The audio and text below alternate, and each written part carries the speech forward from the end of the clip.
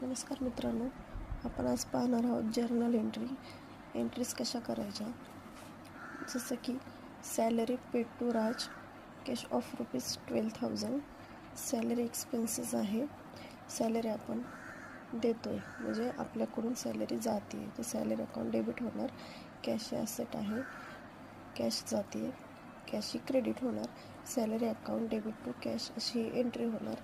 त्यानंतर sold goods of ₹15,000 in cash, आपण sell करतोय, गुड्स सेल करतोय, म्हणजे सेल आपली जाते आणि कॅश आहे ते कॅश अकाउंट डेबिट होणार टू सेल्स अकाउंट क्रेडिट होणार.